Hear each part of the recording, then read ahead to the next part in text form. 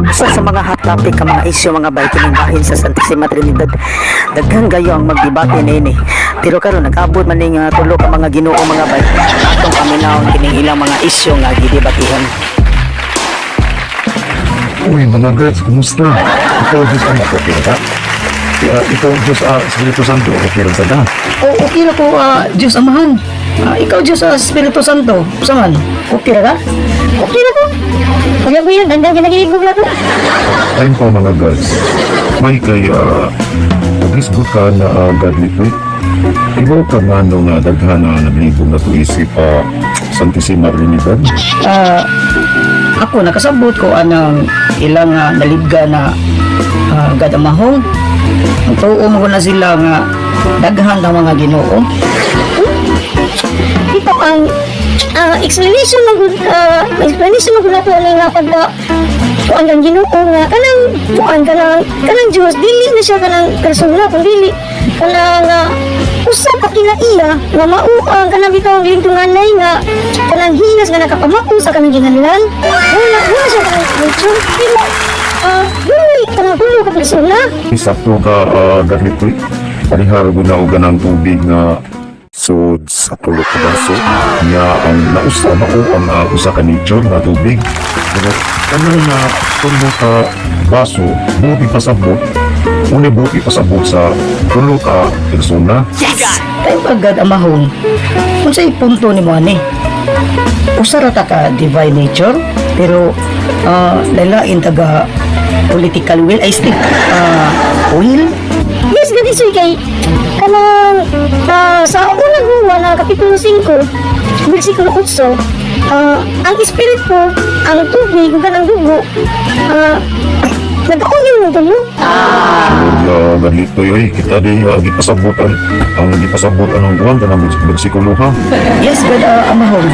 Kitang tulo ang gipasabutan na didto ta nagkahiusa sa Mateo Kapitulo 3 versikulo 16. Kanundong ka ito nga pagbunyag lihuwan ako nga ikaw Diyos amahong samta nga nagdanaw ka nako didto ka sa langit niya mikunsad si God litoy sama o kanang dagway sa kanang pati.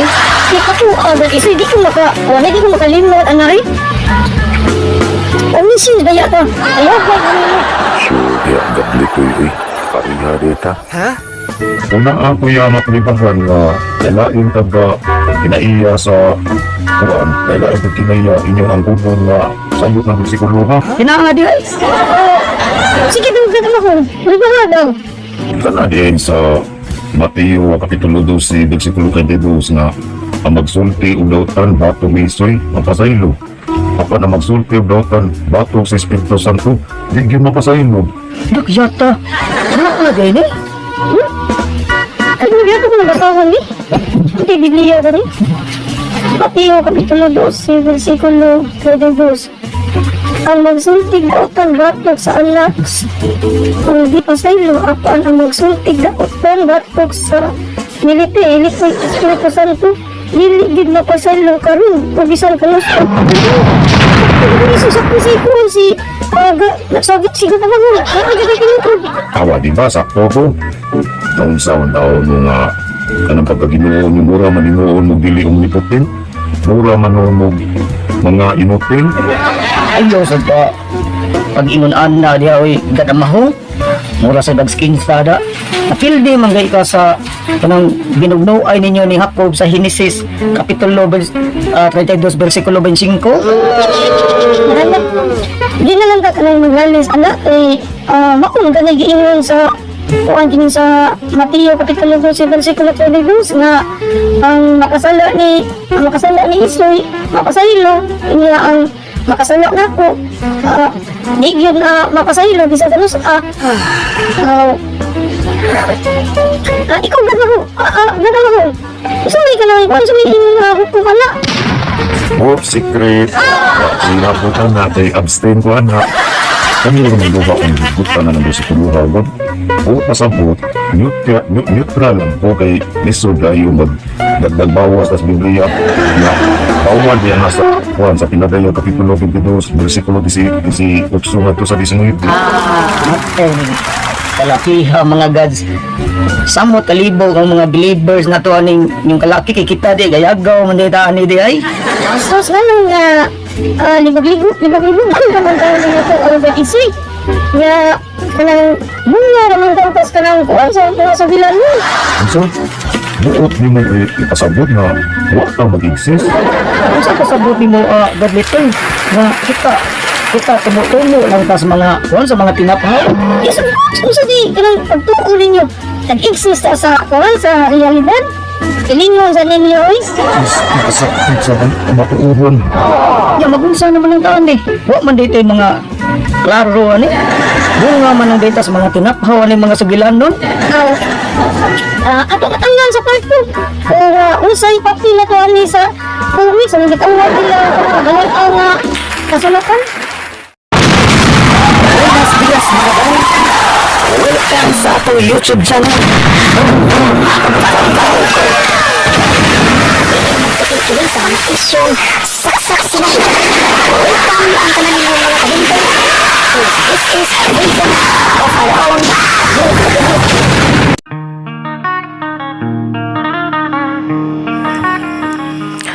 Usa ni sa kontrobersyal nga mga isyu ang gilalisan sa sektor sa relihiyon kung pila ka buok ang Ginoo.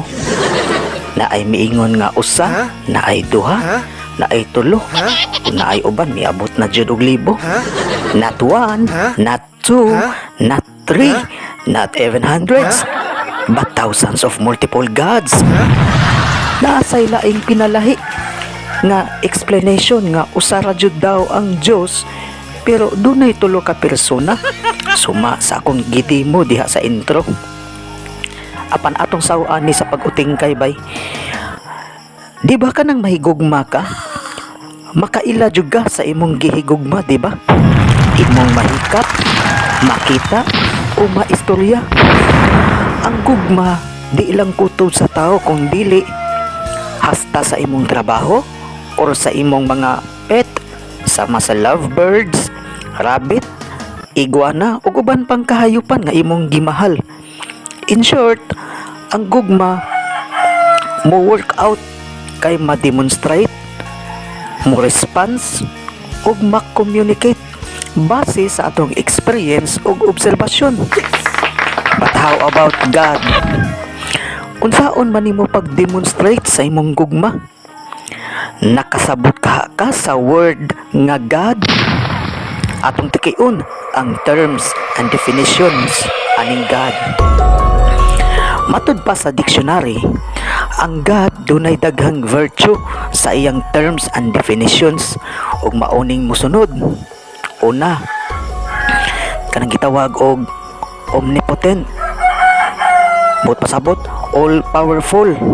Ang pasabot ana, gamhanan sa tanang gamhanan nga way makatupong. Sunod kining gitawag og omniscience or all knowing.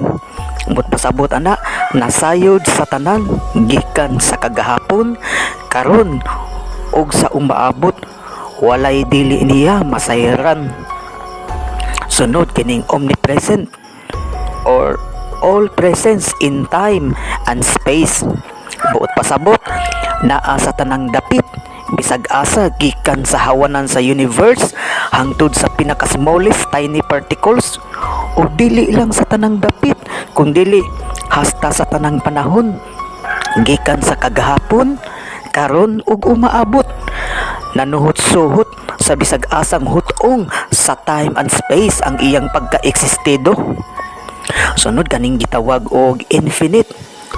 Way sinugdanan ug way katapusan, diha na daan, nag-exist na daan.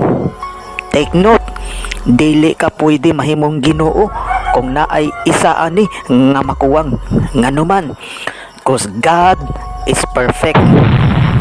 Kung buot huna-hunaon, gawa sa omnipotent, omnipresent, omniscience, infinity, daghan ba kaayo ni napay immutable, one magnitude, self-subsistence ug uban pa mga bay.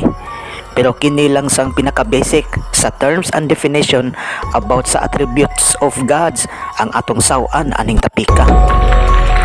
Niining hiya sa Ginoo nga gipahimugatan sa dictionary Makapangutana siguro ka kung unsaon nimo paghigugma ang usa ka existido nga sa omnipresence palangdaan, limang ka anang naa sa tanang dapit ug sa tanang panahon. Dili kahata mahipokrito nga mura taggahalhal lang tang muingon og Hallelujah. Amen. Praise the Lord. I love you God. Di ay to murag minus ta sa pagsabot sa tinud-anay nga kahulugan kung unsay Ginoo. Nganong kasagaran sa mga believers nga hinimbawa sa buhat tungod kay ang pagsabot sa kahulugan sa Dios gibinaybol-bible pagsabot. Sa Genesis palangdaan, ang usa sa hiya sa Ginoo nga mao ang pagka-omniscience gigugba na sa Biblia. Matud pa, gahimo siya og tao, kunya iyang gipahimangnuan nga ayaw pagkaon sa bunga nga naa sa tunga sa Garden of Eden. Pilay dagan sa sugilanon, gikaon sa tao ang bunga, kunya nibalik ang Ginoo. Ang una jud niyang gilitok sa Ginoo, hain man ka. Pastilan, maura ni Ginoo nga way kasayuran, kay nganong nangutana man siyag, hain man ka. Kung sumadahon nato sa pagsugod pa lang sa creation aning Ginoo sa Biblia, murag wa siya kalibutan kung unsay sangputanan kung maghimo siya og tao. Sunod nga naguba mao ang pagka-omnipotent. Kay sa Genesis kapitulo 6 bersikulo 6, nagbasol man ang Ginoo. Maura ni omnipotent ug all perfect nga nagbasol. Dunay palusot sa katarungan aning mga believers nga matud pa usa daw ni ka figure of speech kanang gitawag nila og anthropomorphism. Unsa man ang anthropomorphism? Ang buot daw ipasabot ana, personal daw nay nga pagbati sa writer sa Biblia unya gipahid sa Ginoo. Buslot man nga rason mga bay kay kung atong sakyan sa paghimo ni Adan ug Eva, sabton ba nato nga apil sa pag-excess ang writer sa Biblia aron iyang sundan ang sugilanon sa Ginoo ni Adan ug ni Eva? Laing isyu nga mahimuot ka sa pagkasungag mao ang omnipresence. Unsaon man na nimo pag-reconcile ang Santissima Trinidad or kanang Holy Trinity sa omnipresent? Atong sabton nga ang tulo ka persona sa Ginoo nga mao ang Dios Amahan, Dios Anak ug Dios Espiritu Santo pulos ga sinapaway nga wa maghuot sa ilang pagka-excess sa infinite space. Silang tulo pulos omnipresent, omniscience, omnipotent ug ubang attributes sa God.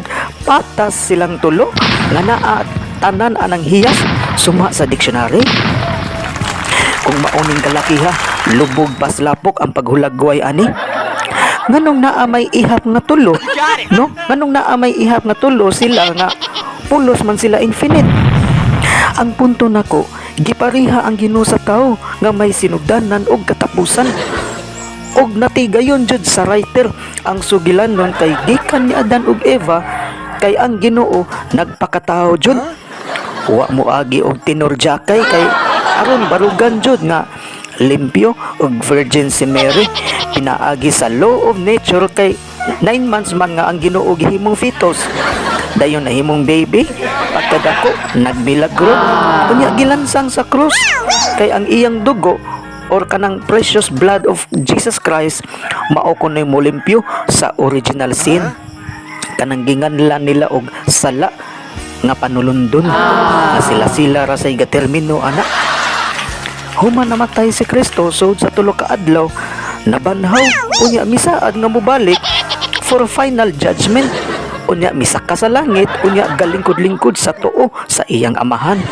Unya ang gibilin diri mao ang Dios Espiritu Santo nga gatikaw-tikaw sa kalibutan. Hasta ang yawa galaroy-laroy sa kalibutan. Ingon ani ang paghulagway sa sugilanon aning ilang Ginoo sa Biblia na ay bida nga mao ang Santissima Trinidad, na say kontrabida nga mao si Satanas. Bisag unsaon pagligwat nga ang Dios usara pero dunay tulo ka persona, layo ra kaayo ni sa tinuod nga attributes of God suma sa dictionary. Gani bisag na ay makuwang ani, bisag usa sa iyang terms and definition di na matawag og Ginoo. Apan sa Biblia, daghang palpak ani. Kana lang na akay mabasa nga ang Ginoo nanaog sa kalibutan gikan sa langit.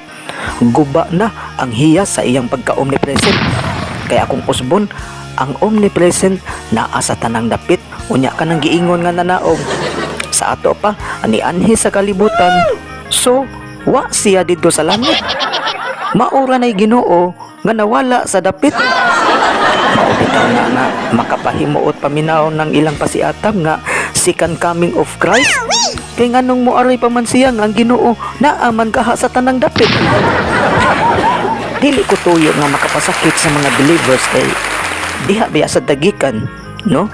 Gikan nata sa lain-laing pundok sa relihiyon nga nagtuki, no, sa mga doktrina.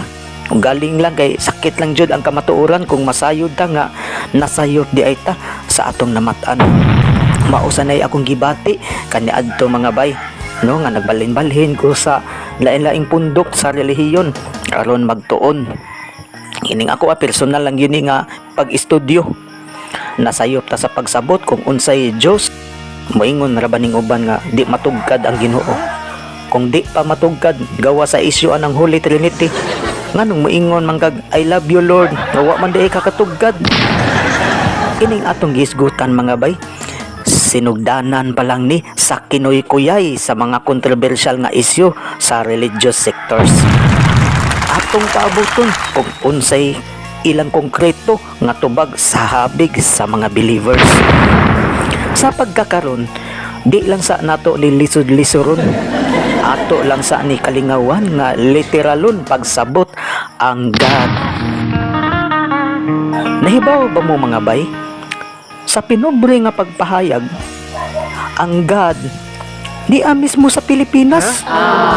Kabaw mo kinsa na o kana mao ang gas, oil, and deuterium. Pastilan, abunda man data ani nga natural resources. Di pa lang rabadugay nga gipagawa sa survey karon nga matud ba 46% nagtuo nga musaka ang ekonomiya sa Pilipinas sud sa 100 days nga pamunuan ni BBM. 28% ang miingon nga parihara og way kausaban ug 6% ang miingon nga mas musamuta nga masukarap ang atong kahimtang. Sa akong bahin mga bay, abstain lang sa ako aning puntuha. Apan kung basihan nato ang God, which is kanang gas, oil o deuterium nga kumpirmado ra ba jud nga abunda ta ana. May posibilidad kung kini seryosohon sa atong gobyerno, labi na sa atong Department of Energy o Department of Science and Technology nga gahinan og dakong budget aron trabahoon ni og suportaan ang mga researches og mga scientists nga maoy modumala ani. Pila na kadekada nga ang kining maong discovery sa atong natural resources na standby. Tungod sa krisis sa ekonomiya, ipuno pa nimo ang pandemya, misapaw pa ang pagsaka sa mga presyo sa mga palitonon. Karon ang tukma nga panahon nga atong tukion, palambuod ug mahalon kining God ay kining gas, oil o deuterium. Ato unya ning saruan mga bay, no? Ato unya ning sundan ang kasaysayan nga atong gisaw-an karon sa atong nasod. Daghang salamat og rock and roll natong tanan mga bay.